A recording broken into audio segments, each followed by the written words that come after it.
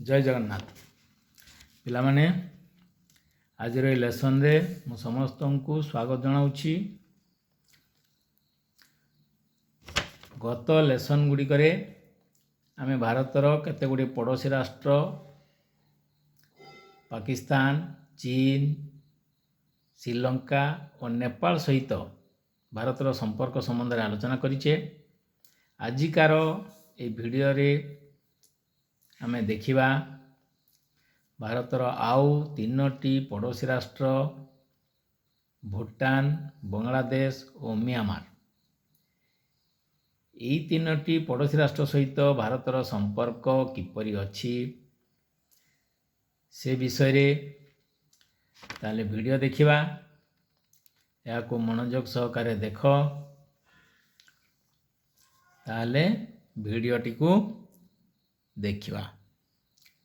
चलो ताले स्टार्ट करिबा। भारत और भूटान। भूटान हेउची भारत और चीन मध्य अवस्थित एक स्वाधीन राज्य। यह हिमालय रो पूर्व भाग रे अवस्थित। थिम्पू हेउची एहार राजधानी।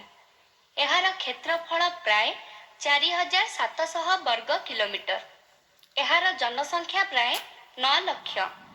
ए देशर अधिकांश अधिवासी बौद्ध धर्मावलंबी। भारत और भूटान मध्य बंधुत्वर संधि स्वाक्षरित होइतिला।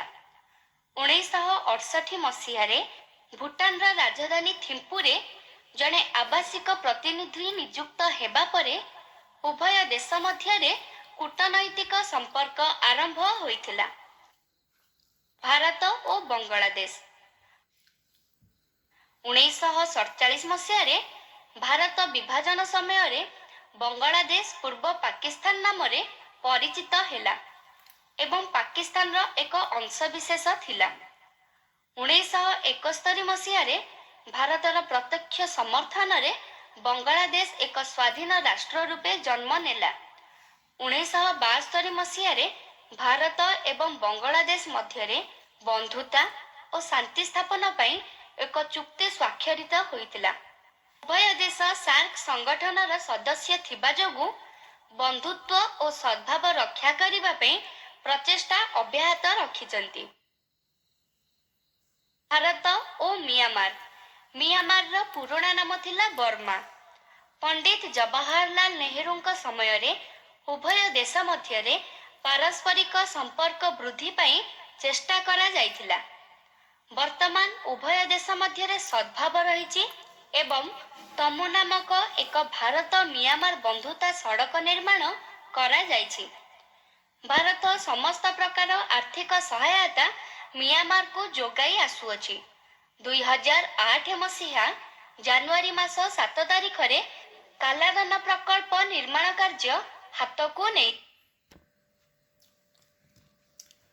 पिला माने वीडियो तो देखिल, आशा करुच्ची भल भाव बुझे थिबो।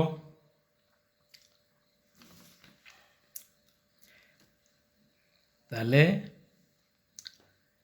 भारत सहित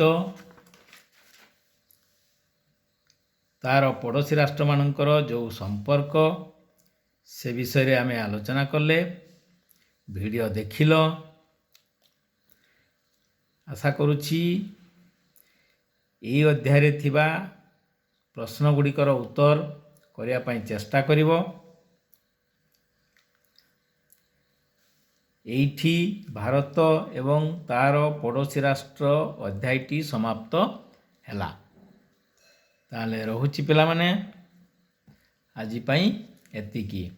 धन्यवाद।